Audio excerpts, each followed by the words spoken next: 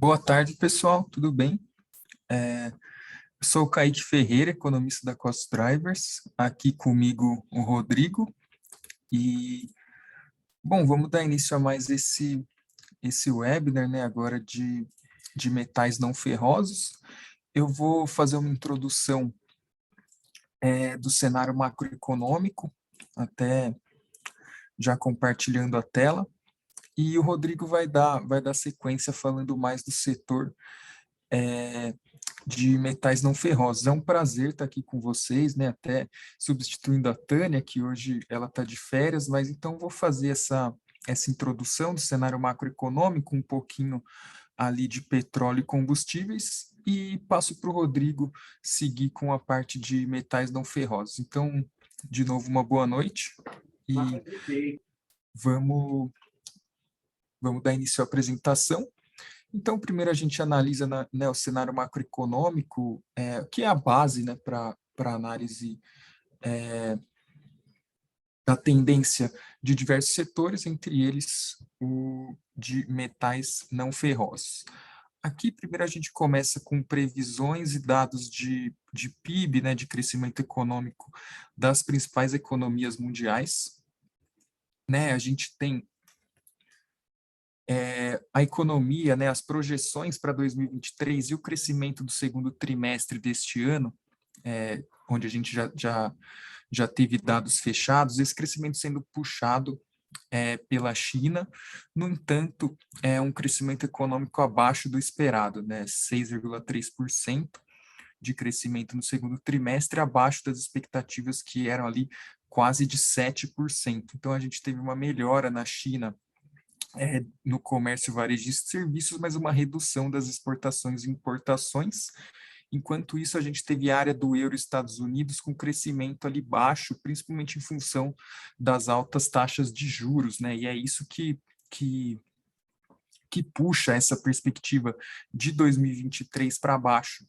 Já para 2024, a gente tem uma expectativa de certa desaceleração, tanto da China como dos Estados Unidos, e uma certa retomada ali por parte da área do euro. Mas é um cenário assim de certa estabilidade, né? Principalmente se a gente compara ali a 2021, ano pós-pandemia, que foi de crescimento bem forte. Então, as projeções de PIB, até mais para frente na apresentação, vão se relacionar com as nossas expectativas de demanda, que afetam diretamente no preço de diversas matérias-primas. Passando para o Brasil, a gente divide esse crescimento econômico, as expectativas, né, de crescimento do PIB por setor. Então, nós ainda não tivemos os dados do segundo trimestre para o Brasil, tá, os dados consolidados. No entanto, a gente tem como projeção, né, da taxa de crescimento anual em torno de 2% para esse ano e 1,4% para o próximo ano. É um crescimento baixo, né, se comparado ao crescimento chinês, mas é um crescimento em linha com perspectivas do crescimento mundial, né, que seria ali uma certa desaceleração no ano que vem, e também neste ano, se a gente comparar a 2022 e principalmente a 2021. Então, a gente tem ali, inclusive, o primeiro trimestre desse ano, né, o Brasil crescendo mais que o esperado, justamente por uma contribuição bem grande do setor de agropecuária. Então, também ali, as nossas projeções têm até melhorado, apesar de ser um número ainda baixo, tem melhorado justamente pelo corte da taxa de juros, né, que a gente teve esse mês, corte de 0,5%, e perspectivas de que os juros vão continuar caindo aí no longo prazo, se a inflação continuar baixa, continuar controlada. Falando em inflação, a gente começa a analisar o ICBR. O ICBR é um índice de preços de commodities, tá? Então, é um índice de inflação lá no começo da cadeia. Ele se divide em agropecuária, metal e energia. Energia aí, principalmente combustíveis, né? e a gente tem projeções aqui de CBR disponíveis lá na nossa plataforma, e as nossas premissas, né, apontam para a tendência de estabilidade no longo prazo. Tá? Essa estabilidade ela vem após uma queda bem grande aqui desses índices, né? Então, a gente tem aqui nos últimos 12 meses e no acumulado desse ano de 2023, né, dos dados históricos, uma queda bem significativa para esse índice. No entanto, a gente tem para 2024, né, perspectivas de estabilidade. Aqui, a queda desse ano sendo puxada principalmente por energia, porque a gente teve no começo desse ano quedas de preços de petróleo, gás natural, que até tem se revertido nos últimos meses. Vou comentar um pouco isso mais para frente. As premissas que guiam aqui as nossas projeções de estabilidade são crescimento econômico, expectativa de crescimento econômico fraco, no entanto, estável, né, sem uma variação muito grande para baixo, e a China puxando essa demanda, um crescimento econômico maior do que das outras economias, como a gente já viu, porém moderado, né? Crescimento aí no segundo trimestre foi menor do que o esperado, então é uma contribuição de demanda chinesa significativa, mas ainda moderada. Passando para índices de inflação com impacto para o consumidor, né, com impacto em compras também, a gente tem aqui a inclusão do IGPM e do IPCA principalmente. O IPP é outro índice ali de produtor, a gente ainda tem o ICBR, mas a gente repara nessa diferença, né, do IGPM para o IPCA. O IPCA ele carrega ainda alguma memória inflacionária, algum peso de salários, de custos, coisa que alguns índices mais de preço para o produtor não carrega e acaba tendo uma queda de preços aqui. Também, né, IPP e IGPM sofrem uma influência bem grande de preços internacionais e da taxa cambial, e a gente espera para 2023 e 2024, para esses índices, né, IPP e IGPM, uma maior estabilidade com o cenário internacional de demanda nem tão aquecida, crescimento econômico a gente espera que vai ter, mas nem tão grande, então é aquele slide de PIB, né, influenciando bastante em demanda, o que impacta esses índices de IGPM, que são os antecedentes do IPCA. Já o IPCA, a gente tem aqui uma projeção para 23 e para 24, bem em linha né? 4,7 para 23, 4,5 para 24. A gente até teve atualizações dessa projeção essa semana, né? Com a divulgação do último histórico. As projeções para o IPCA, elas passaram a ser diminuídas aqui por nós, tá? Porque tivemos, né? Nos últimos meses aí, até meses de deflação, isso até acabou se revertindo no último dado histórico, né? No entanto, temos aí essa projeção de 4,7%, e nessa projeção a gente contempla uma volta de inflação, né? Então a gente contempla aí, a gente projeta uma volta de aumento de preços, até porque se a gente for ver o ano de 2023, de janeiro até julho, a taxa ela está aqui em 3%. Então, a gente acredita que os preços voltem a subir e fechem o ano em 4,7%. Essa subida de preços, né, ela tem relação, sim, com a queda da taxa de juros, tá? A queda da taxa de juros tende a aquecer um pouco mais a economia, tende a trazer mais crescimento econômico, mas também mais inflação. Além disso, a gente revisa semanalmente essas projeções, porque, assim, dia após dia a gente recebe novas informações, né? Até tem agora uma aumento de preço de combustíveis, então a gente vai revisando para tentar calibrar. Por enquanto, a nossa projeção aqui de 23 é 4,7, 24, 4,5, mas repito, esperamos aí uma volta do aumento de preços, tendo em vista a política de juros e outros fatores.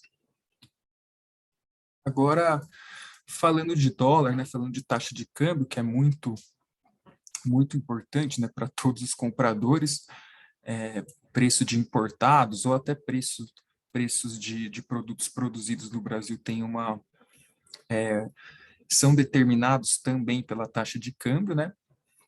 A gente tem uma projeção ali que vê uma taxa de câmbio no final desse ano em torno de 4,95, para 2024 ela mais próxima aos R$ 5. Então,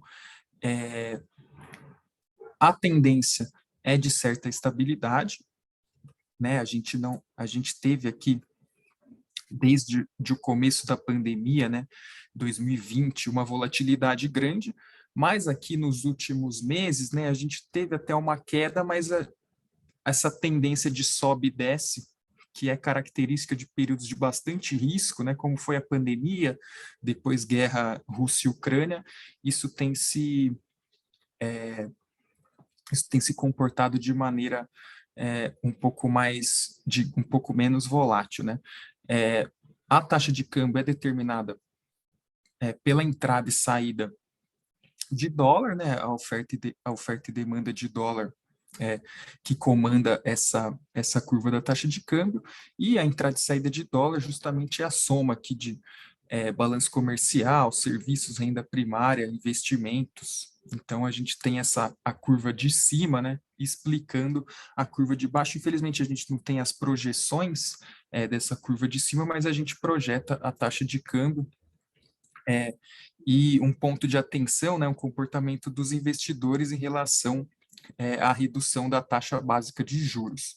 A gente teve um movimento agora bem recente de aumento do dólar, né, também como reação aí à taxa de juros mais baixa, né? Taxas de juros mais baixas, elas podem fazer com que os investidores enxerguem o Brasil como mais suscetível a pressões inflacionárias. Isso acaba afastando alguns investidores.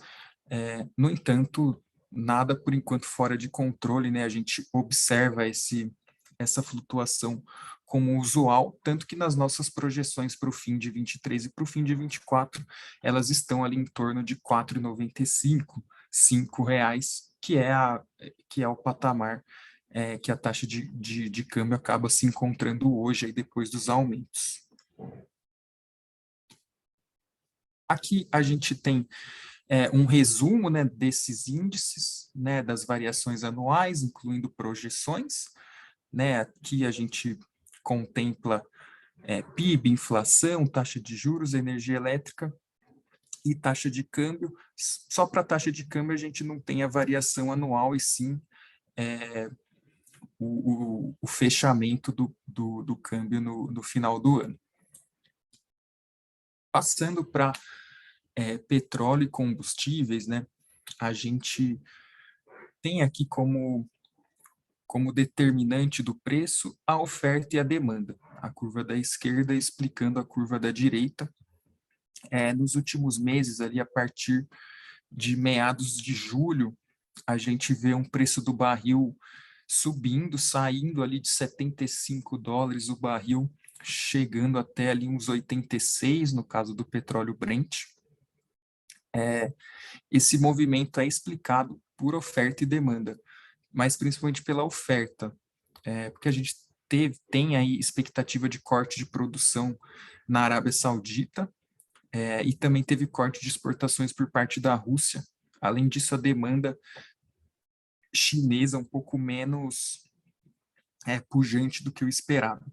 É um movimento que não é fora de controle, né, como foi ali durante o começo da guerra Rússia e Ucrânia, e é um aumento que parece ter arrefecido aí nos últimos dias. Mas esses cortes de produção, né, tanto da Arábia Saudita e cortes de importação da Rússia, eles são feitos justamente para ter esse efeito, tá? Esses são países com bastante poder de mercado, então eles decidem cortar a produção para tentar segurar esse preço, não deixar esse preço cair tanto. As perspectivas na nossa plataforma se baseiam nos contratos futuros, né, que é essa linha vermelha, e apontam para a estabilidade no longo prazo, apontam para uma recuperação da oferta, porque mesmo com cortes da OPEP, a gente pode ter um maior protagonismo de países de fora do bloco, né, como Estados Unidos, Canadá e Brasil, que vem aumentando bastante a produção, e a demanda atualmente ainda está enfraquecida, no entanto, a gente espera que a demanda suba, até tem aqui na projeção da OPEP, né, puxada principalmente pela China. Então, ao longo desse ano e também no próximo ano. Passando para combustíveis, a gente primeiro só mostra, né, como o Brasil é um país exportador de petróleo, no entanto, a gente precisa importar combustíveis. A nossa produção interna de combustíveis não é capaz de suprir a nossa demanda.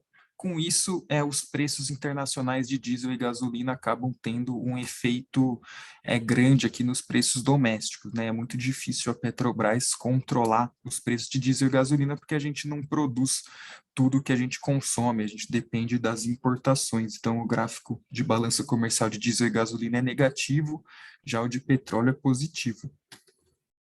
E aqui a gente vai para as projeções de preço de combustíveis. A gente tem as projeções de diesel, gasolina e etanol.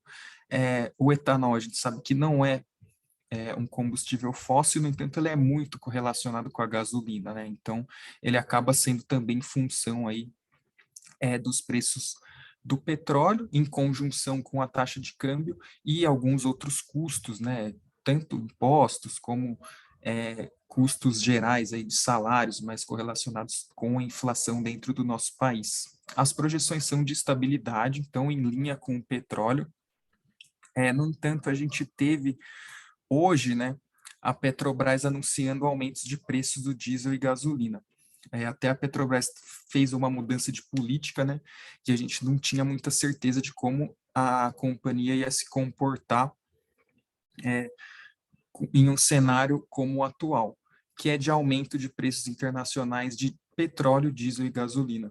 Então, a nova política de preços tentaria, a gente não sabia se ela tentaria segurar isso de alguma forma ou se ela repassaria aumentos de preços internacionais ao preço doméstico. A gente ficou sabendo hoje que sim, vão repassar, então foi anunciado um aumento de mais de 25% para o diesel e mais de 16% para a gasolina. Esses aumentos serão contemplados aqui nas nossas projeções, tá? De agosto e setembro.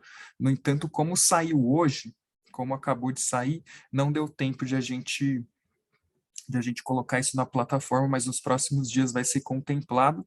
Então, é um dia bem importante aqui para combustíveis, porque quando a Petrobras mudou a política de preço, foi algo um pouco vago, e hoje, né, com esse reajuste, a gente tem um pouco mais claro na nossa cabeça que, assim como era na política de preços anterior, a Petrobras vai continuar reajustando os preços para cima se o mercado internacional estiver apontando para essa direção. Então, eu encerro aqui a minha introdução, passo para o Rodrigo e no final da apresentação dele, a gente fica aberto para perguntas.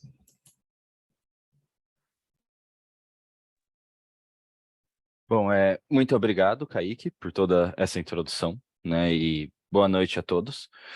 Me apresentando aqui rapidamente, né? Meu nome é Rodrigo, sou economista e analista aqui dentro da GEP Cost Drivers, voltados para os mercados de commodities metálicas, então, desde commodities de metais ferrosos, né? Aço e ferro, desde os metais não ferrosos.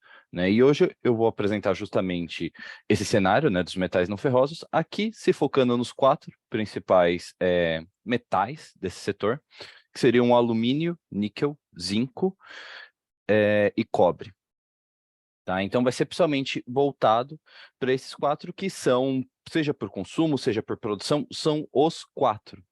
né? É claro que a gente sabe que tem diversos outros, né? Mas como tem uma ampla gama, né, é muito difícil, né, realmente atacar todos eles, né, por assim dizer. Então a gente foca nesses 4 aqui para apresentar um cenário, até levando em conta que muito do cenário, principalmente quando nós falamos de fatores geopolíticos, né, acaba impactando todos os metais de uma maneira ou outra, às vezes com alguns com maior intensidade, outros com menor intensidade, mas acaba tendo um cenário comum muito próximo entre todas as commodities metálicas em muitos casos. Tá? Então eu vou começar a compartilhar aqui. Então, como o Kaique ele falou, né, a gente, caso você tenha alguma dúvida, caso algum ponto fique confuso, caso qualquer uma dessas questões, por favor, podem mandar no chat para a gente, né, que ao final dessa apresentação eu e ele, nós vamos ler todas essas dúvidas, né, todas essas questões, para auxiliar vocês da melhor maneira que nós pudermos. Porém, já passando já diretamente para a apresentação aqui, antes de entrar para os mercados específicos, né, de cada um dessas 4 commodities metálicas, né, o alumínio, o cobre, o níquel e o zinco, vale muito a pena, né, primeiramente, nós vermos um pouco do cenário comum entre todos eles, né, como eu falei, né, cada um desses metais tem particularidades, né, a maior parte dos casos, eles são produzidos, né, ou minerados, né, a mineração dele acontece em regiões diferentes, né, às vezes o consumo também pode ter algumas diferenças, ou fluxos comerciais, porém, o cenário geral, né, ele acaba sendo muito similar para todos eles, né, principalmente quando nós falamos do setor macro, setor geopolítico, que acaba impactando muito as commodities metálicas, né, no sentido de que elas são muito fundamentais para diversas indústrias, né, e que por causa disso diversos governos tem ou um controle, né, direto em cima dessas commodities, né, às vezes tem alguma influência, ou mesmo, né, questões políticas indiretamente também acabam afetando esses ciclos, né, um grande exemplo, por exemplo, é a guerra da Ucrânia, né, a guerra da Ucrânia, ela afetou diretamente ou indiretamente, né, o fluxo de praticamente todas as commodities metálicas, né, aqui no caso dessas 3, né, foi principalmente o alumínio, o níquel e o zinco, né, o cobre também foi afetado, mas numa escala bem menor, né, justamente por causa de algumas particularidades dele, mas são justamente essas questões, né, quando eu digo de um cenário comum. Quando nós falamos dessas commodities, né, o primeiro ponto que nós devemos destacar é a questão da China. A China, ela é o grande player quando nós falamos de commodities metálicas, isso principalmente do lado do consumo, né, do lado da demanda, né, embora ela também seja uma grande produtora da maioria das commodities metálicas. Muitas delas ela é o maior ou um dos maiores, mas quando a gente olhamos no lado do consumo, da demanda, ela é o primeiro para todos eles, né, para praticamente todas essas commodities, né? Então, a economia chinesa ela é muito atrelada, né, principalmente quando nós falamos de preços internacionais. Tá, então aqui nós temos um gráfico, né, com os preços, com as variações das 4 principais commodities, tá? Então isso aqui é um gráfico base 100, feito com base nas variações em dólar, né, dessas commodities, né? E o que nós podemos observar é claro, né, eles têm comportamentos próprios, mas de maneira geral, né, o comportamento deles é muito próximo, por assim dizer, né? Nós podemos observar, né, um pico ali no começo de 22, de maneira geral, né, seguido por uma queda, com um novo pico no final de 22 e começo de 23. Né? Quando nós falamos do nosso cenário, né, o principal pico, né, que nós devemos acompanhar é esse mais recente, de 22, 23, que ele é muito atrelado ao fim das políticas de Covid-0 na China. Né, nessa virada, né, do ano, né, nós tivemos o fim das políticas, né, das rigorosas políticas de Covid-0 na China, de controle da economia, e justamente com isso foi criado muita expectativa de que a economia chinesa ia se recuperar ao longo desse ano, que nós íamos ter um grande crescimento na demanda, que a economia chinesa ia realmente sofrer um boom positivo, por assim dizer, né, de crescimento. E isso acabou criando esse grande aumento nos preços, de maneira geral, de praticamente todas as commodities. Né? Porém, o que nós vimos, né, depois desse boom inicial que durou algum tempo, né, nós começamos a já ver esse comportamento de queda, né, ou pelo menos de algo mais próximo de estabilidade, né, em algumas commodities, né? Por exemplo, o cobre ele teve uma queda ali, né, mas ele teve um pouco mais controlado do que, por exemplo, o níquel. Né? Porém, esse comportamento ele vem muito no sentido de que esse crescimento esperado da economia chinesa, esse aumento da demanda, ele não aconteceu, ou pelo menos aconteceu aquém, né? Abaixo do esperado inicialmente. E isso acabou pressionando os preços, né? Isso somado, é claro, também à situação global. né, que também acabou seguindo um pouco nesse sentido, né, de desaceleração econômica, desaceleração da demanda. Porém, quando nós falamos da China, né, isso tem diversos fatores, né, que acabam impactando, né, então nós temos a questão da deflação, né, agora em julho saíram dados recentes que já mostram uma deflação anual em diversos setores da economia chinesa. Nós temos um desemprego muito alto quando nós olhamos para os jovens, né, isso quando olhamos historicamente a economia chinesa. Nós temos a questão do setor imobiliário, né, o setor imobiliário de construção civil chinês é ou um dos grandes demandantes, né, da maioria dessas commodities, né, principalmente de cobre e alumínio, né, muito associado à questão, né, da construção civil. E eles já são setores que já estão em crise, né, já estão sofrendo, né, com essa desaceleração já há muito tempo. O governo chinês, ele anunciou já diversos incentivos, né, ao longo dos últimos meses para os setores, né, ao longo dos últimos anos, porém, o impacto, né, a recuperação, né, desses incentivos, ele tende a ser muito pontual. Né, nós ainda não vimos realmente, né, um reavivamento, né, desse setor, né, ele acaba sendo muito mais um susto, né, um surto de dados positivos, né, seguidos para uma nova queda, né, esses incentivos tendem a não ter esse impacto de médio prazo normalmente, né, pelo menos não estão tendo até agora. E tudo isso somado também ao baixo consumo, né, entre as famílias na China, né, um consumo abaixo do esperado, além de quedas no comércio exterior, né, isso quando nós falamos de importação e exportação. Tudo isso sintomas, né, justamente dessa questão de desaceleração chinesa, né, e embora, né, nós tenhamos, né, esses incentivos, né, do governo, né, nós ainda estamos tendo alguns incentivos, sejam em questões de crédito, sejam em questões de consumo, sejam questões mais diretamente ligados a algum setor econômico, né, eles estão sendo cada vez mais pontuais, né, e justamente, né, em muitos dos casos não tem esse impacto de médio e de longo prazo, né, como eu disse, né, isso acaba colocando muita incerteza em cima deles, né, nós ainda temos, né, alguns surtos, né, por assim dizer, né, então sempre que um novo incentivo, né, do governo vem, ou a expectativa de que o novo incentivo do governo chinês vai vir, né, nós temos alguns aumentos, né, nos preços, né, mas normalmente esse aumento, e quando vê que o incentivo não é o bastante, que ele ainda vai demorar para ser anunciado, uma nova queda, né, então nós temos muitos desses surtos, né, desses impulsos, né, de boatos ou de incentivos efetivamente acontecendo, mas eles são muito mais pontuais, né, e isso acaba criando cada vez mais desconfiança no mercado, né, eles acabam tendo, muitas vezes, cada vez menor impacto, né, nesse sentido.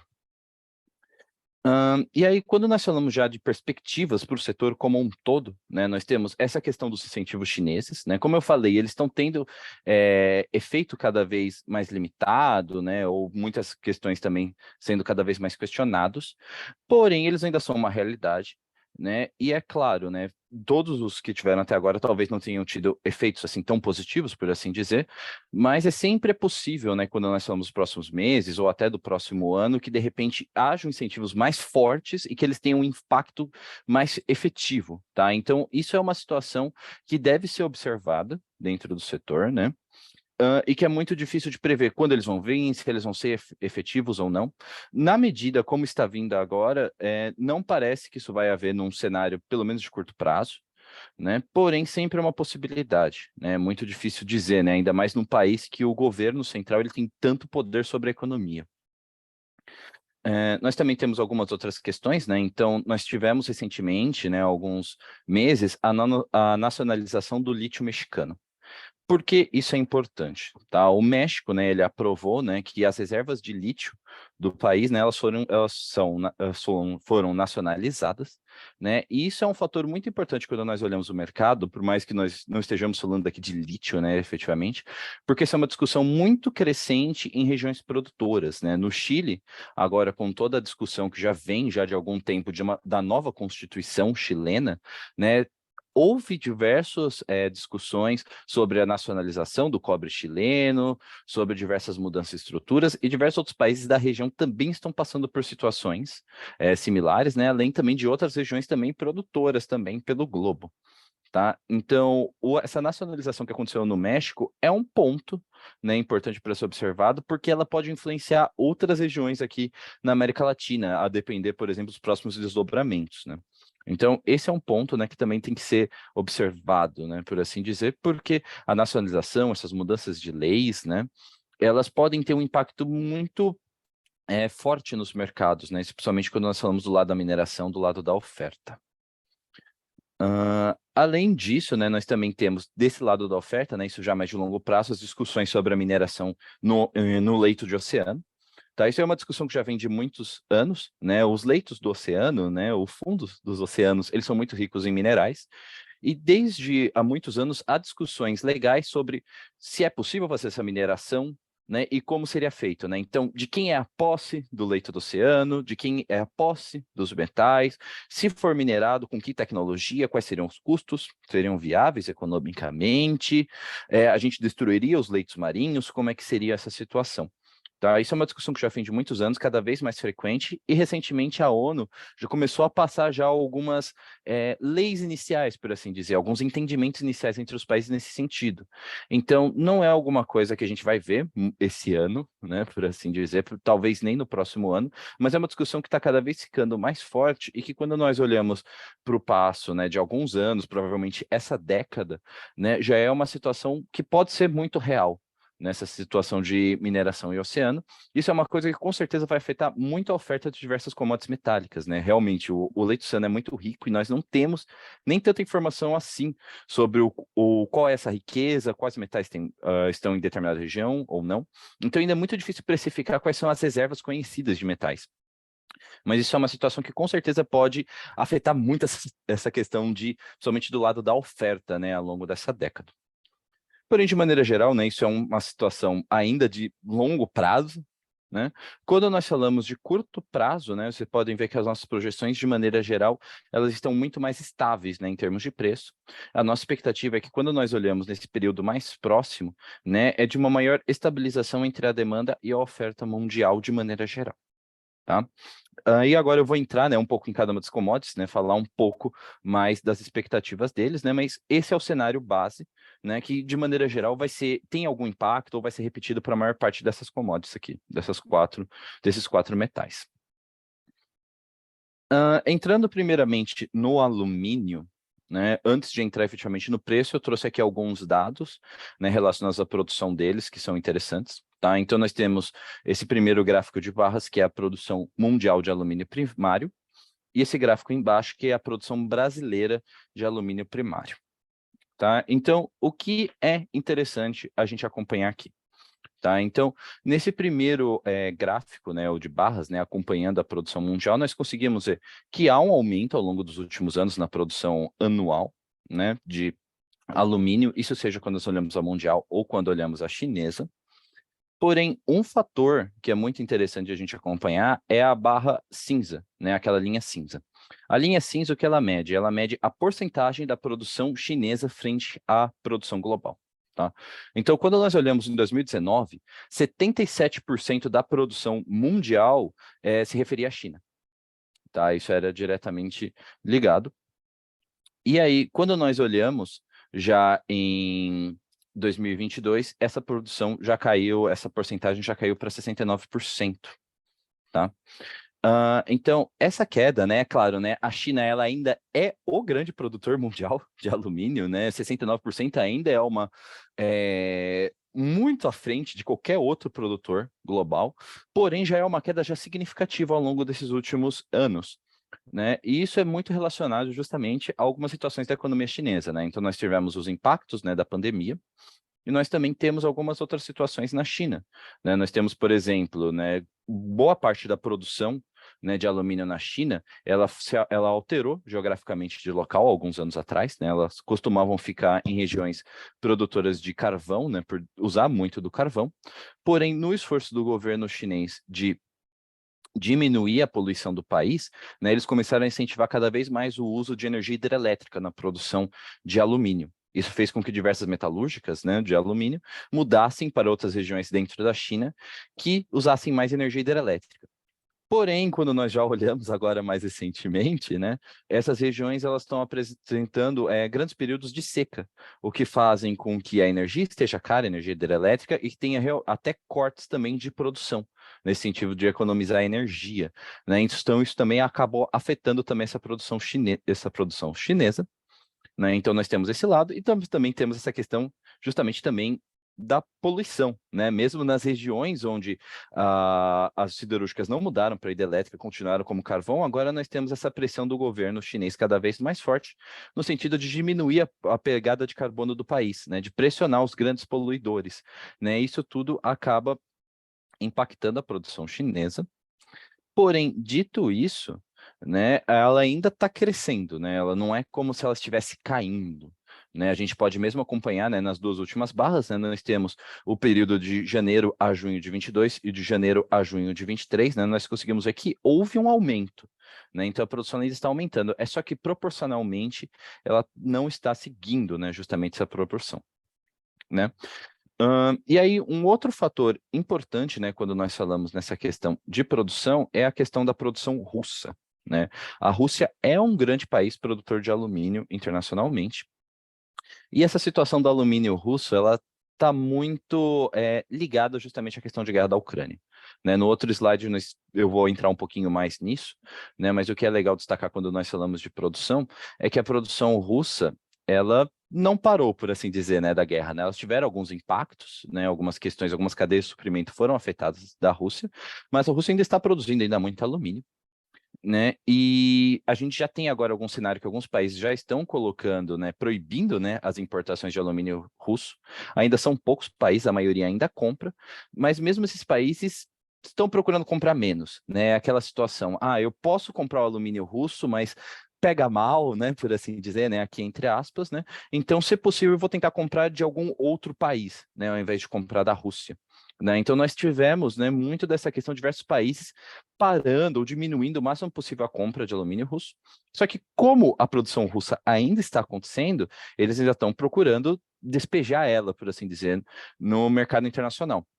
Então, nós temos a China absorvendo boa parte dessas importações russas, né? Se nós olharmos o comércio de alumínio entre a China e a Rússia, ele aumentou muito recentemente, né? Então, a China está comprando muito dessa produção russa, mas nós também temos um grande impacto dessa produção russa nos estoques internacionais, tá? Isso é um pouco do que eu vou falar até no próximo slide, que é bem interessante.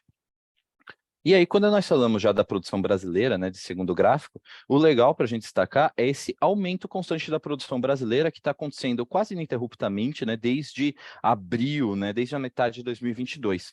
Tá? Esse é um cenário que a gente está vendo, né? Alguns destaques quando nós falamos de produção, né? Nós temos a retomada da Alumar no Maranhão, né? E nós também temos algumas questões relacionadas à CBA também, com o aumento também da produção. E isso é um fator muito positivo no sentido de que as principais organizações já estão prevendo que o Brasil ele vai alcançar autossuficiência agora em 2023. Né? Para quem não sabe, o Brasil ele tinha autossuficiência em alumínio até muitos anos atrás, né? Mas por diversos cenários nacionais e internacionais, como questões de custos de energia, né? Que são muito importantes na produção de alumínio, o Brasil passou a importar muito alumínio, né? Teve muitas fábricas que foram paradas ou que tiveram a produção diminuída e a gente começou a importar cada vez mais. E agora a gente já está no cenário de volta nesse cenário, né? A gente está diminuindo as importações, né? E está começando a produzir mais nacionalmente para voltar a essa autossuficiência, né? Isso até é um cenário importante, né? Quando nós vemos que a ABAL, por exemplo, ela não pediu cotas de importação de alumínio para 2023 devido a não ser necessário. Justamente por causa dessa questão, né, da produção brasileira, não seria necessário necessariamente limitar, né, as importações de alumínio, que elas só vão diminuir naturalmente, né, por assim dizer. Né? E aí aqui a gente tem efetivamente alguns comportamentos de preços, tá? Então nós temos aquelas duas linhas primeiras, né, a vermelha e a cinza, que são relacionados ao alumínio nacional, são índices divulgados pela ABIFA, né? E a linha azul é aquele índice da LME, é o mesmo dado, né, do primeiro gráfico, só que esse aqui todos eles estão convertidos em real, né? Aquele primeiro gráfico que eu mostrei era as variações em dólares, convertido para o índice base 100. Aqui, todos eles estão em reais, convertidos para um índice base 100, tá? Aqui é interessante olhar, comparando esses três índices, que eles têm um comportamento diferente, né? A gente consegue ver isso. Porém, ao mesmo tempo que eles têm um comportamento diferente, né, a gente consegue ver os impactos similares, né? Então, por exemplo, né, nós conseguimos ver que no começo de 22 todos eles tiveram um aumento seguido por uma queda, né, até mais ou menos o meio do ano, né, setembro, para acompanhar esse novo aumento, né, no final, começo do ano, depois seguido de uma queda, né, uma estabilidade. Né? Isso é muito justamente esses impactos, né, do cenário internacional. né? A gente consegue ver que eles acabam tendo um impacto maior mesmo, né, no índice internacional, né, como esse da LME, da Bolsa de Metais de Londres, né, mas os índices nacionais também têm esse impacto, muitas vezes reduzido, né, muitas vezes mitigado por outras situações nacionais, né, por outro cenário nacional, né, como, por exemplo, essa questão do aumento, né, da produção brasileira, né, justamente nessa diminuição da importação, por exemplo, né, mas ainda há um impacto também, né, isso também é uma questão também legal de acompanhar, né, não é como se eles não dialogassem também, tá? E aí, quando nós falamos, né, justamente desses comportamentos, né, dos preços, né, nós temos a questão da Rússia, né, como eu falei, né, a Rússia ela ainda está produzindo, né, elas estão com o que muitas pessoas dizem, né, com esse medo desse excesso de produção russa, e que eles estão despejando, né, eles ainda estão enviando pelo mundo, né, e uma situação muito peculiar é de que boa parte desses estoques da LME, desses estoques da LME, eles são compostos de alumínio russo, né, muito desse alumínio russo está indo parar nesses estoques internacionais. Né, a LME não divulga exatamente muitos dados precisos, né, nós temos algumas aproximações de algumas fontes, né, de que cerca de 68% dos estoques da LME são da Rússia, né, isso é um fator, esse é um valor muito alto, né, nesse sentido. E isso é um fator muito importante para a gente acompanhar, justamente por causa desse cenário, como eu disse, da questão de possibilidade até mesmo de ter novos banimentos de importação de alumínio, ou mesmo sem esse banimento, né, por diversos países, de ainda os países não quererem encostar, né, preferirem não negociar o alumínio russo, né? Então, isso é uma questão que está cada vez mais crescendo, está até favorecendo pelos estoques, né, de alumínio russo nas bolsas, né, eles continuarem a crescer, né, ou continuarem estáveis, né, com os players procurando comprar outros, né, alumínios de outras regiões, né, mas isso é uma situação que ainda está em desenvolvimento, mas que muitos players, né, muitos diversos analistas, né, e mesmo a gente também aqui acompanhando, né, pode apontar que isso pode gerar para um cenário de, aqui entre aspas, né, estoques falsos cheios, né, por assim dizer, né, tem um estoque cheio, né, mas de um metal que as pessoas não querem comprar, né, por assim dizer, né, que é uma situação muito peculiar, né, e que ainda é difícil dizer exatamente qual vai ser o impacto disso e quando isso vai acontecer, né, quando nós olhamos em situação internacional, é muito difícil quando vai ser a última gota, né, por assim dizer, se esse cenário vai continuar, né, como é que vai ser essa questão, né? Porém, ele é minimamente também mitigado também, né, pela questão da demanda chinesa, né? Então, por mais que nós tenhamos nessa questão também, né, como a demanda chinesa ela não está tão forte agora, né, nós ainda não temos esse risco, né, tanto assim no curto ou no médio prazo, né, de começar a ter uma demanda internacional muito forte e talvez de falta, né, de metal no mercado, né? Isso é uma situação muito peculiar, né? Nós temos um excesso e uma falta de metal, né, por assim dizer, ao mesmo tempo, né? Assim como também temos essa questão da demanda chinesa em desaceleração. Tudo isso acaba pressionando os preços, né, justamente para esse cenário, né, que a gente consegue de preços um pouco mais reprimidos, né? Nós já temos algumas expectativas que possam haver alguma elevação de preço, mas é uma elevação muito mais controlada. Tá, nós não vemos a princípio, né, algum cenário similar, pelo menos, né, nesse período mais próximo, né, similar às elevações, né, que nós vimos, né, como a gente pode olhar, né, no histórico, né, dos índices, né, especialmente da LME, né, a linha azul, tá? E aí, né, quando nós falamos de perspectivas, né, nós temos essa questão dos futuros desenvolvimentos do alumínio russo, né, isso é muita questão política, né, geopolítica também, né, que muitas vezes é difícil prever exatamente quando vai acontecer, né, exatamente, né, ou mesmo, né, se pode ter algum alívio, né, que pode não chegar em vias de, né. Em conjunto com isso, o monitoramento da economia chinesa, principalmente setores de construção civil e imobiliários, que são grandes consumidores de alumínio, né? Esses são todos fatores que têm que ser monitorados, né? Ao mesmo tempo, né, que no Brasil nós temos um cenário um pouco mais favorável nesse sentido, né? Com essa expectativa de que a produção brasileira cada vez mais acelere, né? Ela cresça, né? E a gente volte a ser um dos maiores produtores mundiais. Tá? Isso tudo gera esse cenário, né, que nós estamos vendo agora com esses preços. Já passando aqui para o cobre, né, falando um pouco sobre ele, né, aqui a gente tem alguns dados relacionados à produção mundial, né, e também ao refino de cobre, né, então nós temos esse primeiro gráfico em dadas, de barras, né, que mostra um pouco, né, aqui nós temos 4 dados, tá, nós temos a produção mundial, a capacidade mundial, de mineração, né, a produção mundial de refinados e a capacidade mundial de refinados. Tá? Então, o que são esses dados? Né? Então, nós temos a produção de mineração e produção de refinados, é o que efetivamente está sendo minerado ou refinado de cobre, e as capacidades de ambos, né, que é aquilo, né, que teoricamente seria o máximo. Né? Então, quer dizer que com isso nós conseguimos calcular justamente, né, qual é a utilização mundial da mineração e do refino de cobre, né, o quanto está sendo utilizado ou não.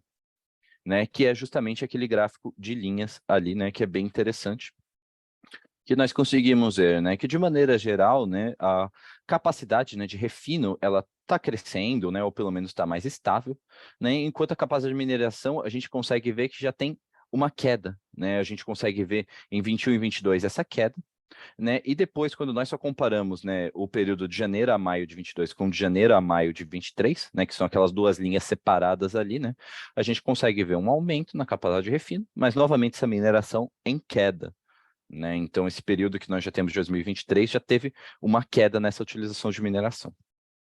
Por que que acontece essa queda, né, na mineração? Isso é principalmente por causa do impacto dos principais países produtores. Quando nós falamos da mineração de cobre, né, dos países produtores de cobre, nós falamos do Chile e do Peru, né, os nossos vizinhos aqui na América Latina. Né, eles são os grandes produtores, principalmente o Chile, né, o Chile tem as maiores reservas de cobre mundiais, né, o Peru está em segundo lugar, está bem atrás do Chile, né, mas eles são, de maneira geral, os dois grandes players. E quando nós olhamos, né, para o histórico recente dos dois países, nós vemos diversos cenários de instabilidade política e de instabilidade econômica. Né? Então, nós tivemos no Chile a deposição do ex-presidente, né, do Castilho, né, o que acabou gerando diversas greves, manifestações no país, né, que travaram muitas questões logísticas, muitas questões produtivas, diversas minas ocupadas. Agora já está um pouco mais normalizado, né? Nós tivemos de algumas semanas diversos relatos, né, de que a produção peruana de metais, né, ela está se recuperando, está voltando a normalizar, por assim dizer. Porém, a situação política no Peru ela ainda é muito instável, né? A vice-presidente do Castilho, né, que é o atual presidente do Peru, não tem uma situação muito ampla de apoio, né? A gente tem diversas situações, questionamentos políticos, né? Então é muito difícil dizer até quando isso vai ficar estável, né? Parece que estabilizou a situação, né? Mas é muito difícil dizer, né? Com precisão, né? Se de repente vai haver algum outro ponto, né? Que pode desestabilizar o país novamente. E o Chile, né, ele tem a questão da nova Constituição chilena, né, isso veio já com as manifestações, aquelas grandes manifestações chilenas de algum tempo atrás, né, que geraram esse processo, né, de criação de uma nova Constituição. Há alguns meses atrás, uma nova Constituição foi proposta ao povo, né, em votação popular, e ela foi negada, né? Isso que já estava criando uma estabilidade política, criou ainda mais, né, no sentido, e agora, né, vai ter uma nova Constituição, o governo vai passar. O que está sendo decidido agora é que vai ter uma nova Constituição escrita, que vai ser de novo colocada à votação popular esse novo projeto. Porém, todo esse cenário de instabilidade dificultou muito para a decisão de mineradoras, né, de investir ou não em expansão de minas no Chile ou criação de novas minas, né, de novas operações, justamente porque boa parte das discussões junto com essa Constituição eram as questões, como eu falei, né, do cobre, né, do que lidar com esses metais, né, se eles deveriam ser nacionalizados, não deveriam ter maiores leis ambientais, não deveriam, né, como deveria ser lidado. Né, o cobre ele é muito polêmico, né, em diversas questões no Chile, né, justamente por causa dessa questão, né, ele é um metal que usa muita água em algumas regiões do país, né, para mineração, e o Chile é um país com amplos desertos, né, então tem muita discussão do uso da água, por exemplo, né. Mas também tem muitas discussões, né? Se o cobre é um metal tão caro e o Chile tem tanto, né? Por que que a gente não pode aumentar a tributação em cima do cobre e usar esse dinheiro para pagar diversos custos do Estado chileno, como, por exemplo, a questão da aposentadoria, né? Que o Chile tem uma grande crise, né? Com essa questão da aposentadoria. Né? Então, isso são todas as discussões políticas crescentes dentro do país que geraram essa instabilidade. Agora, né, mais recentemente, nós tivemos uma nova lei de royalties de mineração aprovada no Chile, né, e isso já criou agora uma maior estabilidade, né, por mais que não tenha sido uma lei vista tão favoravelmente por todas as mineradoras, agora que ela foi aprovada, né, agora elas já sabem com o que elas estão lidando, né, não tem mais essa certeza se vai ser muito forte ou muito fraco ou o que vai ser, né, agora eles já sabem o que realmente vai passar, né, o que realmente vai começar a valer, né? E agora nós já vemos já essa volta, né, dos incentivos, né, essas voltas dos investimentos, né? Nós já temos diversas mineradoras já falando que vão voltar a investir no Chile, né, em novas operações, né? Algumas outras ainda estão segurando, vendo quais são os próximos desdobramentos, né? Mas de maneira geral nós já temos uma maior estabilidade, porém um impacto, né, já aconteceu, né? Nós tivemos diversos meses, né, de baixos investimentos em novas operações, em novas minas, nos dois países, e isso acabou impactando justamente essa produção, né? Nós tivemos essa queda na capacidade de mineração, né, observável. Porém, nós também já tivemos diversos estudos, né, de órgãos do governo chileno, né, que antes previam que o pico da produção chilena, né, o grande aumento da produção chilena chegaria em 2028, né, para depois de estabilizar ou talvez queda, né, e agora esse pico já passou para 2030. Né? Então ainda tem muitas incertezas, né? Sempre lembrando que mineração é um assunto muito complicado nessa questão de investimentos, né? Porque muitas vezes são investimentos muito vultuosos e que demoram muito tempo, né? Para justamente ter o retorno, né? Para a mina alcançar, né, a produtividade máxima, né? Então tem esse cenário, né, do lado da oferta, né?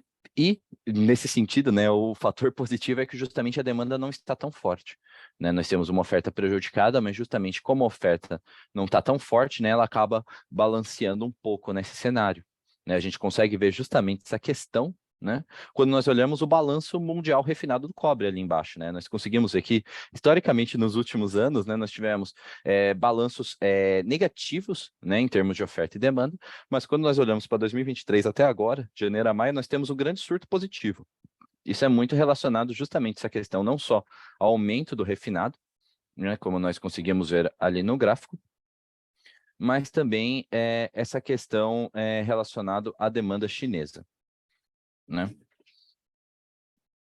E aí aqui nós conseguimos ver justamente esse resultado, né? Então aqui nós temos a variação, né, do cobre na LME, né, também variação base 100 aqui em real. Né? Então, nós conseguimos ver justamente esse comportamento, né? Ele teve aquele pico no começo do ano, né? Final de 2022, começo de 2023, devido ao cenário chinês, depois essa queda e agora uma maior estabilidade. Né? Isso é muito relacionado, como eu falei, né? Apesar de ter baixos estoques internacionais, ter toda essa questão produtiva, né? Como a demanda, né? Como de regiões como a China também não está tão alta, né? Os preços estabilizaram nesses patamares por hora, né? Porém, isso ainda é um cenário ainda muito em transformação, né? O cenário, né, da América do Sul, né, principalmente desses dois países, tem que ser monitorado, né, ainda, né? Ainda tem muitas possibilidades do que possa acontecer, assim como a questão econômica chinesa. Porém, é importante destacar que quando nós falamos de prazos maiores, né, a expectativa é que o cobre ele tenha um aumento nos preços, tá? Isso é muito relacionado à questão da energia limpa. Quando nós falamos de energia limpa, seja baterias, energia solar, energia eólica, né, nós temos essa expectativa de que a demanda pelo cobre vai se elevar muito. Né, e justamente nesse cenário, como eu falei, né, de uma oferta um tanto quanto reprimida, né, desses problemas, né, agora com o pico do cobre do Chile sendo passado para posteriormente, né, o que provavelmente vai implicar numa oferta menor do que a esperada para os próximos anos, né, e com essa elevação esperada da demanda, né, vindo justamente desses amplos investimentos, né, nós temos uma expectativa de elevação de preços, tá? Então, a nossa projeção já contempla um pouco isso, né, se a gente olhar. Porém, esses são os impactos que ainda vão acontecer muito ao longo dos próximos anos, né? Ao longo dessa década, nós ainda vamos ter muitas falas sobre o cobre, né? Se todo o cenário se mantiver.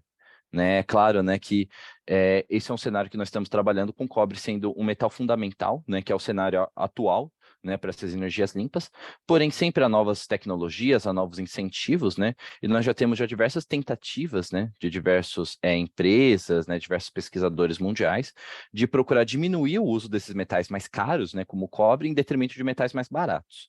né? Então, a depender dos próximos anos, se houver alguma grande descoberta, alguma nova grande inovação, talvez a expectativa de demanda do cobre possa diminuir um pouco.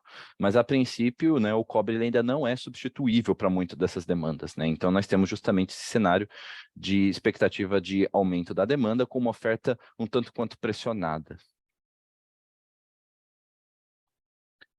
E aí, também agora, né, já passando um pouco para o zinco, né, quando nós falamos do zinco, né, nós temos aqui alguns gráficos, né, então nós temos alguns dados de produção, mineração e uso do zinco, né, além justamente do balanço, né, do mundial do zinco, tá? Quando nós olhamos justamente para esse balanço, né, para esses dados do zinco, nós conseguimos ver que há muitos déficits, né, nós tivemos esse cenário de 2022 de um superávit, né, justamente, né, mas isso foi muito relacionado à questão da Covid do ano, à questão da demanda, né, de maneira geral, historicamente, né, se nós olharmos até anos anteriores, né, isso acaba acontecendo com uma maneira muito mais constante quando nós olhamos os 5, né, porém, quando nós já olhamos agora para 2023, nós já temos um cenário que pode indicar talvez até uma mudança, né, dessa situação para um superávit ao longo desse ano novamente, né, isso novamente também muito atrelado a essa questão da demanda chinesa, né? E isso tudo acontece até num cenário que nós tivemos diversas produções afetadas, né? Então nós temos o Peru, que também é um grande produtor de zinco, né? Afetado por todas as questões políticas que eu mencionei anteriormente, além da Europa, tá? A Europa também é uma produtora importante de zinco, e ela também está sofrendo muito com essa questão com paralisação de fábricas, muito relacionados aos altos custos de energia no continente. Porém, mesmo assim, mesmo com essas questões, né, nós conseguimos ver que, de maneira geral, né, a produção ela consegue se manter virtualmente constante, né, por assim dizer, né, não está sofrendo tanto assim, né, nós tivemos uma queda, né, de 21 para 22, muito atrelado justamente a essa questão da Europa, né, e que acabam também impactando, mas nada como um surto, né, tão grande, né, isso acaba sendo um comportamento um pouco mais controlado nesse sentido, mas que deve ser monitorado. E quando nós olhamos justamente a questão dos 5, né, nós vemos justamente essa questão do comportamento, né, muito similar aos outros, né, nós temos essa queda mais recente, muito relacionada à demanda, que acaba impactando o zinco, né, na medida que ele está muito associado ao ósseo galvanizado, que por si só está ligado, por exemplo, quando nós falamos em situação global, né, a essa questão da construção civil, né, chinesa, né, e de outras regiões. Né? Então, junto com isso, né, nós também temos essa questão de expectativa de superávit, também ajudando a pressionar o preço, mas independente disso, né, como perspectiva, ele tem uma perspectiva próxima, né, também do cobre, né, no sentido de que é esperado que com a energia limpa haja uma demanda maior do zinco, né, isso também acaba pressionando mais positivamente o zinco, isso principalmente quando nós falamos de períodos mais longos. E por fim, o níquel, tá, o último dos 4 metais, né, principais que nós vamos abordar aqui. Quando nós falamos do níquel, né, o principal país, né, para nós acompanharmos é a Indonésia, tá? Isso principalmente porque a Indonésia, né, ela é o principal parceiro chinês no níquel, né? Então, muito das questões políticas indonésias acabam rebatendo no níquel da China, que acabam rebatendo no níquel mundial. Né, a Indonésia é um dos grandes players também mundiais, né, então por si só ela tem esse impacto, mas justamente por essa ligação com a economia chinesa, ela acaba sendo um grande fator, né? E aqui nós temos alguns dados relacionados às exportações de níquel da Indonésia. Tá? Então, nós temos ali os valores anuais em barras, né? E embaixo nós temos alguns valores mensais. Tá? Então, o que é interessante acompanhar? Primeiramente, é interessante acompanhar o 2020. Se nós vermos 2020, nós conseguimos ver que ele teve uma grande queda, né? Ele é o menor valor dos valores anuais, né? Entre 2018 e 2022, ele foi o menor valor anual de exportação. Por que isso? Porque em janeiro de 2020, o governo indonésio, ele passou uma lei que ele baniu a exportação do minério de níquel não refinado. Tá? Isso foi uma lei que a Indonésia passou justamente procurando trazer maiores investimentos para o país. Né? Foi uma lei que a lógica, né, do país é que, ao invés de nós exportarmos só minério de níquel, que é um metal que vai ser muito requisitado no futuro por causa da questão de transição verde, que já é muito demandado hoje, nós vamos banir essa exportação de minério não refinado. E como os grandes países do mundo ainda vão precisar dele, eles vão começar a investir em refino, em produção, em metalurgia do níquel dentro do nosso país, né? E nós vamos começar a exportar o níquel mais trabalhado, né? Por assim dizer, né? Essa foi a lógica do governo indonésio.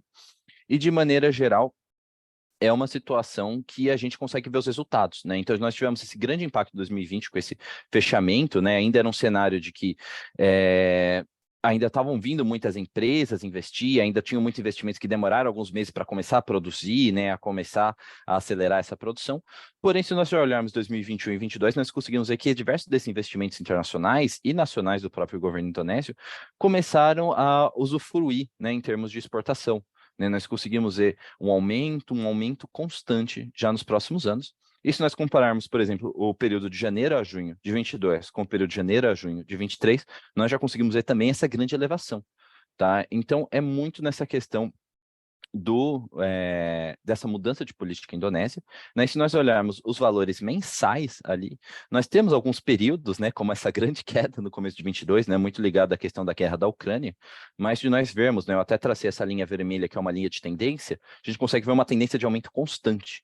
Tá? Isso é uma questão que a gente já está vendo muito e que agora está impactando o níquel, né, no sentido de que a demanda chinesa está pressionada, né, nós temos essa demanda pressionada e nós temos um aumento constante de exportações de níquel indonésio, né, uma oferta constante. Né? Então, nós temos já um cenário, né, que muitos players já estão vendo como um possível excesso de oferta, especialmente vindo da Indonésia, né, que é esse que é um dos maiores produtores, né, o maior produtor global de alguns tipos, né, de níquel. Né? E com isso, né, nós temos justamente esse impacto também nos preços.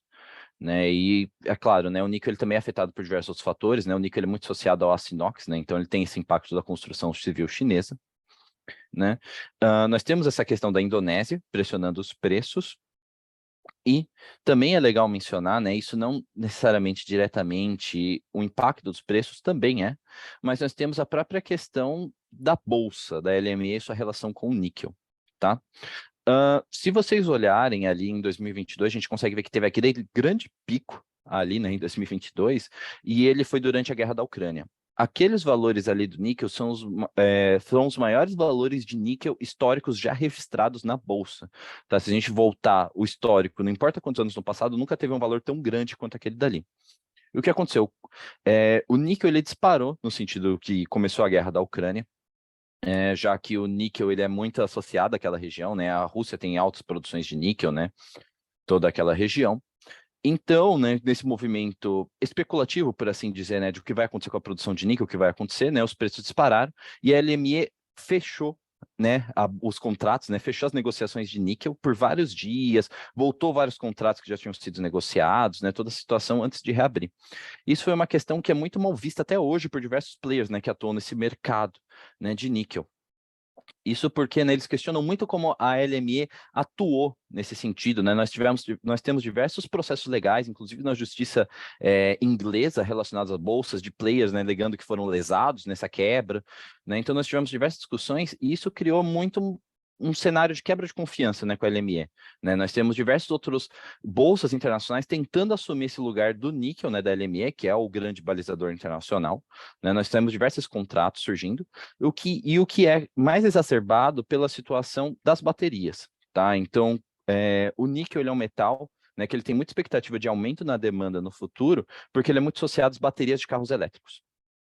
Né? Porém, o níquel que ele é negociado na LME, ele é muito associado ao aço inox, né? O níquel que ele é mais associado, né, mais utilizado na produção de bateria é o ferro gusa-níquel, né, que ele não está tão presente nos contratos de níquel da LME. Então também tem muitos questionamentos nessa expectativa de que esse níquel vá disparar e talvez o níquel do aço inox nem tanto, né, de por que a gente deveria negociar ele, por que a gente não deveria negociar. A LME já divulgou já há algumas semanas, né, alguns meses, a possibilidade de talvez quebrar o contrato de níquel no futuro, deixar um níquel mais voltado para aço inox e um níquel mais voltado à bateria, né, fazer dois contratos ao invés da situação atual de só um contrato. Então, são diversas situações que podem impactar esses preços internacionais também, tá? Então, também é bem interessante também manter de olho, né, nesses próximos desdobramentos, né, em termos de precificação internacional.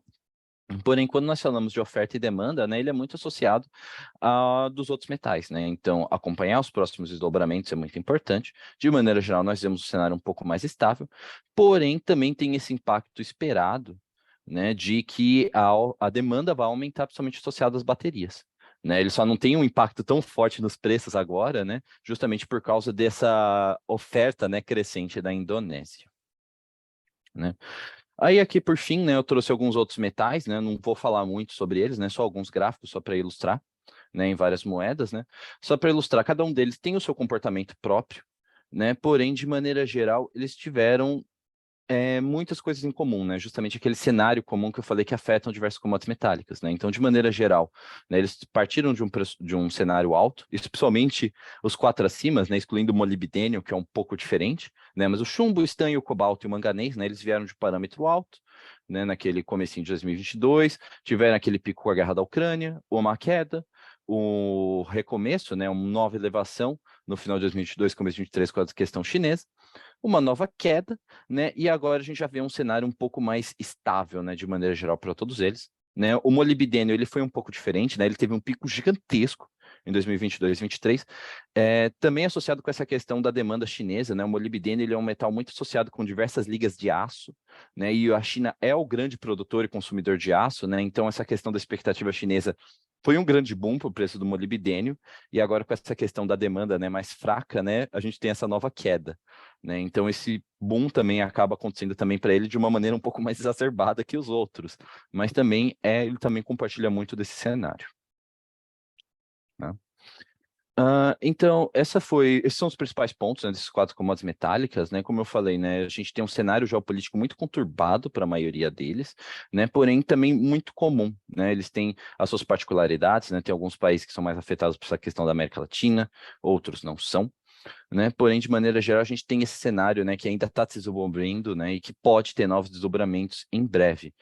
Porém, né, o que nós temos certo, né, é justamente essa questão da energia verde, né, que é justamente uma expectativa muito forte que deve acontecer no futuro, né, ao longo dos próximos anos, principalmente, né? Essa foi a apresentação principal, né? Eu acho que eu já vi que eu acho que já devem já ter já algumas perguntas, né? Agora a gente vai abrir as perguntas, eu vou dando uma olhada nelas, né? Mas por favor, podem mandar à vontade outras perguntas, né? Que eu e o Kaique, né, a gente vai procurar auxiliar da melhor maneira possível. Vamos ver aqui as perguntas. Primeiramente, o Vinícius perguntando da apresentação, sim, né? Acho que a Karina já respondeu aqui no chat, né? Toda essa apresentação, né? Seja a gravação ou material, vão ser divulgados posteriormente para todos. Sobre aqui o Matheus, né? Pergunta sobre o commodity alumínio, né? Sobre a perspectiva da SME em 2024. Eu acho que é muito do que eu já falei, né? Aqui, né?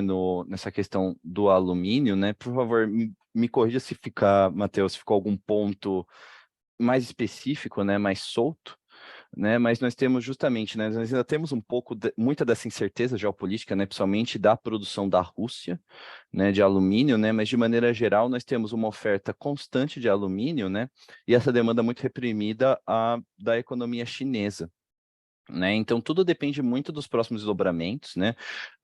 O que a gente está prevendo muito para a China, né? São crescimentos mais estáveis, né? Para esse ano e para o próximo, né? Então, quando nós falamos principalmente para 2024, principalmente mais no final de 2024, deve haver um equilíbrio cada vez maior, né? Cenário de oferta e demanda, né? Muitos produtores possivelmente vão tentar diminuir, né? Mas é um cenário muito instável, né? Por exemplo, novas taxações em cima do metal russo podem bagunçar, né? Por assim dizer, né? Os preços do metal internacional.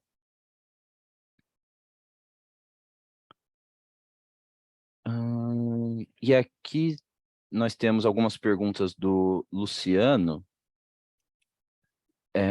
logo em sequência. Tem duas primeiras aqui.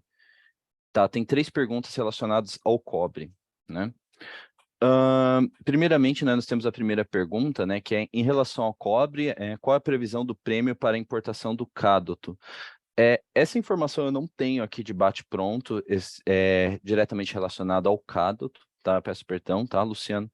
Mas depois a gente pode até, se quiser me encaminhar também as dúvidas também, né? Não consigo ver isso com mais calma também, mandar mais informações específicas também relacionadas a isso, tá? Seja algum índice, alguma questão também para acompanhar, né?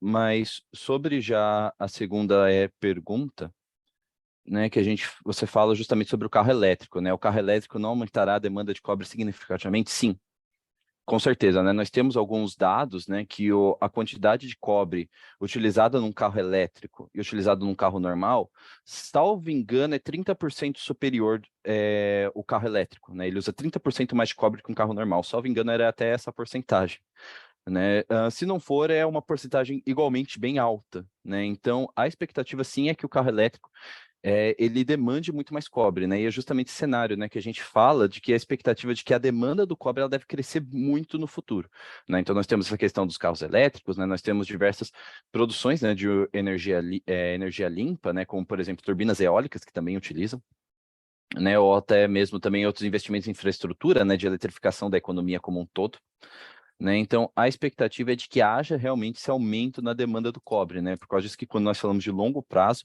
o cobre deve ter uma elevação de preços, né? Desse parâmetro que nós estamos vendo agora, né? Ele só não está acontecendo agora porque essa demanda ela ainda não está se materializando nesse exato momento, né? Por causa dessa aceleração global. Mas quando nós falamos de longo prazo, se tudo continuar no cenário, né?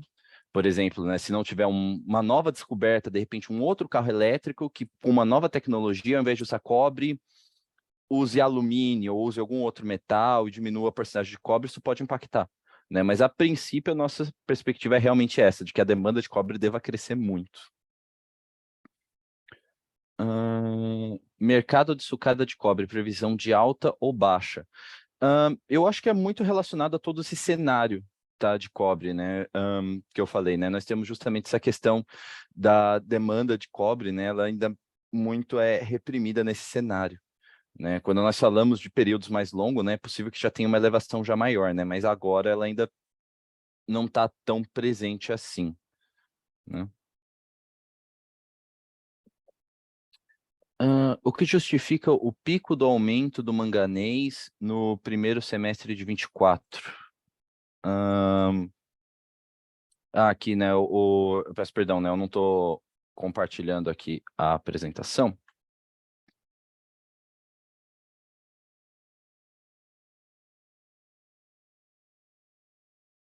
Sure. Tá? O pico aqui, né, do comportamento, né, do manganês, né? Eu creio que isso seja muito relacionado a algum comportamento cíclico, né, do manganês, né? Nós temos diversas fatores cíclicos, né, que às vezes acabam impactando algumas dessas commodities metálicas, né? Eu creio que o histórico do manganês ele esteja impactando muito nessa questão da projeção, né, do nosso modelo de projeção, né? Nós temos diversas commodities metálicas que, por exemplo, né, elas têm períodos sazonais, né, que a oferta ela acaba sendo mais prejudicada, né? Às vezes por ser minerada em uma região com altas taxas de chuva e que de repente essa taxa de chuva cai num período específico, né? Nós temos esses impactos, né? Por exemplo, né, no Brasil, né, nós temos diversas dessas questões, né? O período de chuva no Brasil ele impacta muito o minério de ferro brasileiro, né? Quando nós falamos em volumes exportados e minerados, né? Então, possivelmente pode ser alguma questão assim acíclica que o modelo ele acabou pegando e replicando, né? As nossas projeções são sempre calculadas com base nesses modelos econométricos, tá? Mas, novamente, né, eu não tenho assim tantos detalhes aqui do manganês, né? Acabei me focando um pouco maior nos três principais, né? Porém, creio que seja essa situação, né, que está pegando principalmente mais forte ele, né? Mas novamente também fica também o convite também, Matheus, também, se você quiser também, a gente consegue também pesquisar maiores informações e repassar também para vocês também posteriormente, né? Mais relacionado especificamente ao manganês, né? Somente se for uma commodity, né, que você lida mais, né, que você trabalha mais, a gente também consegue também pegar mais informações mais precisas também relacionadas a ele. Aqui mais uma pergunta do Luciano, né? Qual seria o produto substituto mencionado em relação ao cobre?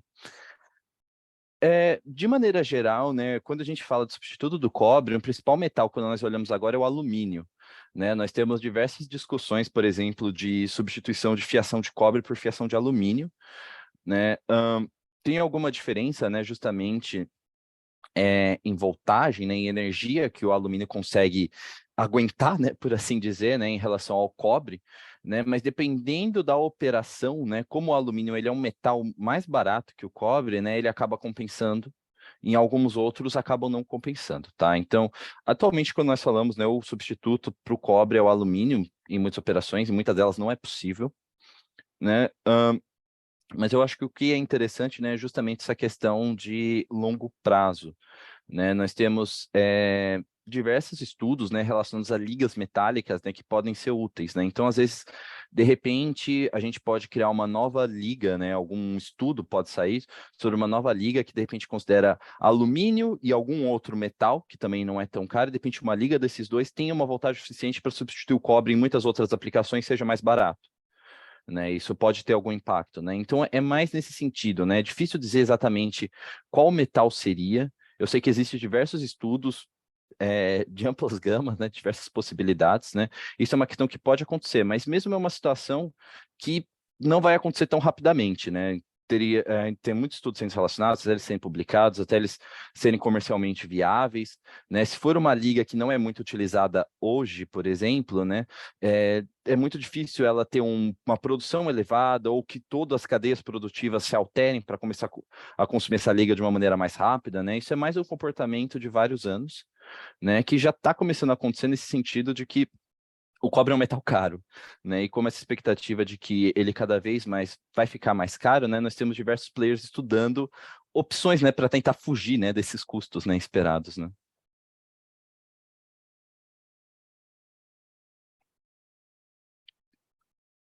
Ah, aqui nós temos também uma pergunta do João Caio da Panasonic. Quero grande fabricante de confiança.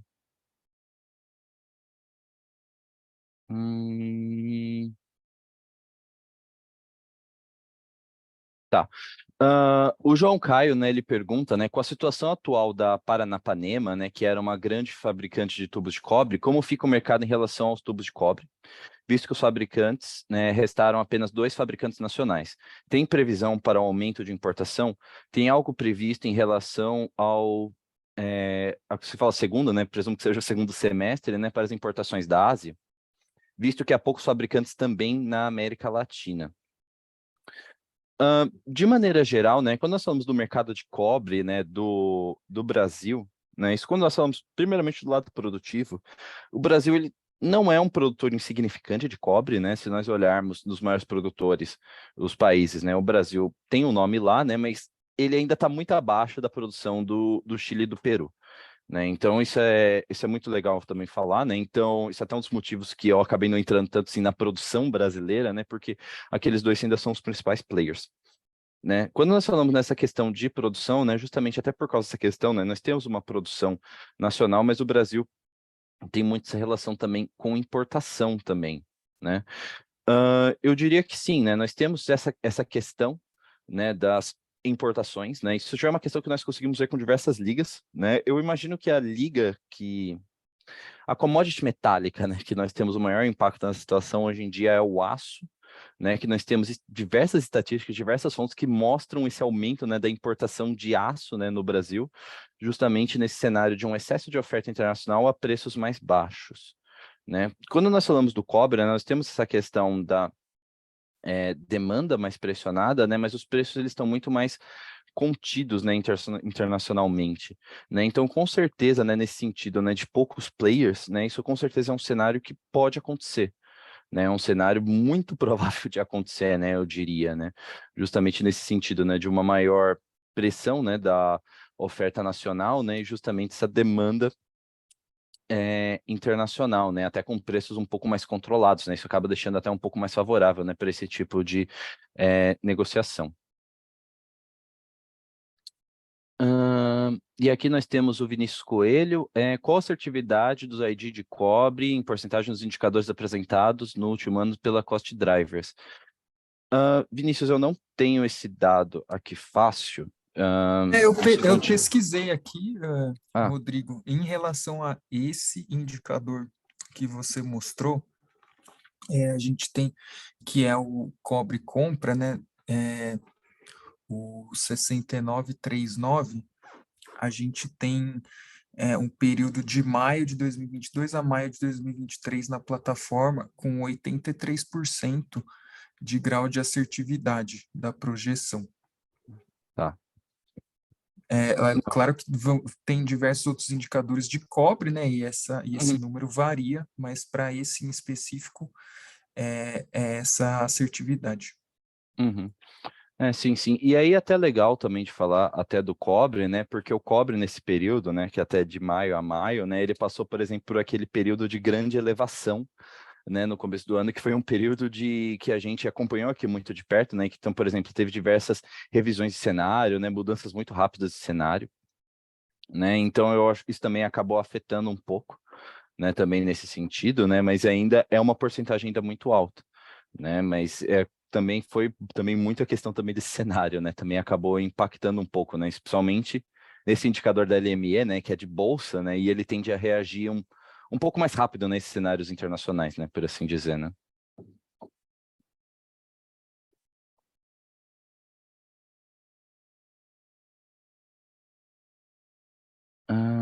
O Matheus está perguntando a mesma pergunta, né? Qual é o grau de assertividade do níquel? Eu não sei, Kaique, se você já está relativamente fácil, você também conseguiria também ver também o do níquel? Ou se você preferir, eu consigo ver ele aqui. É, eu posso dar uma olhada aqui, como a pergunta veio agora, eu não, deixa eu já passo essa informação.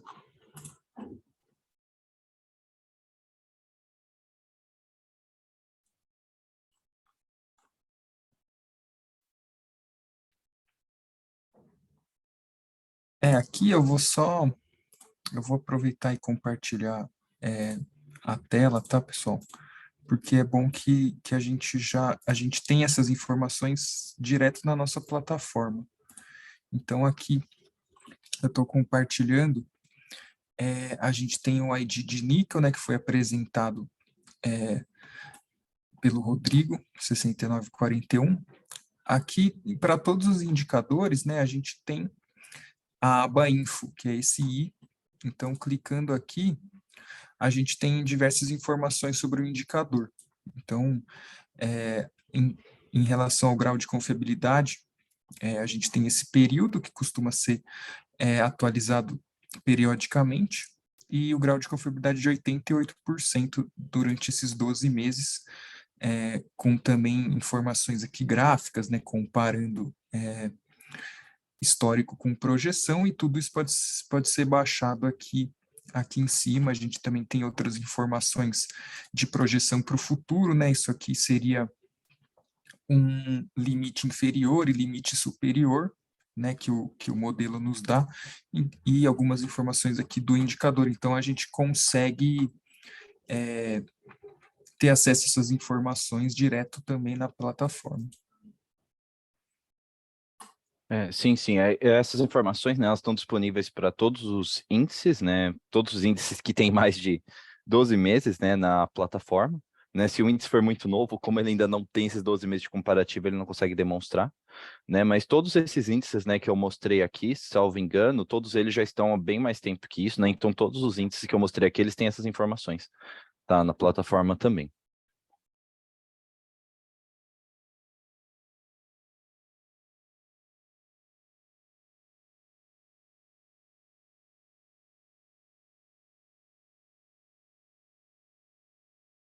Bom, vamos dar mais alguns minutos, né? Se tiverem mais perguntas, né? Claro, por favor, podem enviar para a gente, né? Mas nós vamos dar mais alguns minutinhos.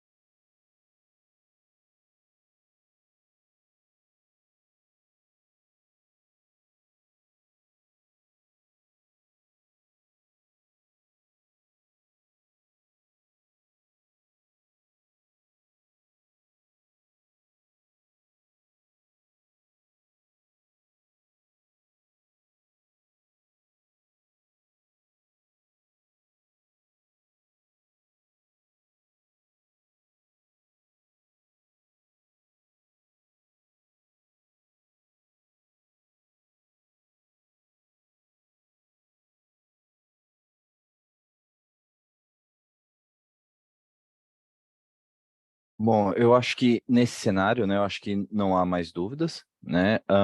Eu gostaria também de deixar, eu vou deixar até meu e-mail aqui no chat, né, para todos. Por favor, tá? Se tiver ficado alguma outra questão, ou alguma outra coisa que não ficar tão clara, né, eu até também, né, até peço até para as pessoas, né, que eu falei, né, depois que poderiam enviar, né, que a gente consegue pesquisar algum outro material, vocês podem todos me contactar, tá?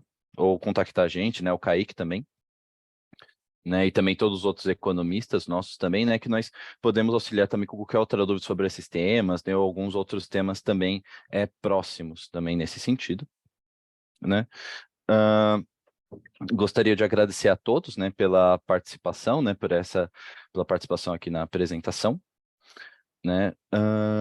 Eu não sei, Kaique, também se também gostaria também de falar também alguma coisa, algum outro ponto. Sim, só agradecer a participação e convidá-los para o próximo webinar, né, que vai ser em setembro, acho que construção civil, o próximo. Sim, sim. Então, muito obrigado a todos, né? Por favor, participem, né, também dos nossos próximos, né? Todos eles são sempre super interessantes. O de construção civil também, creio que também vai ser também super interessante também, né? E gostaria de agradecer, né, então, a presença e desejar uma boa noite a todos, né? Essa gravação, né, e todo o material, né, como a gente falou, também vai ser também disponível, né? Creio que ela vai ficar disponível muito em breve, né? E vocês sempre podem também consultar e referenciar ela no futuro.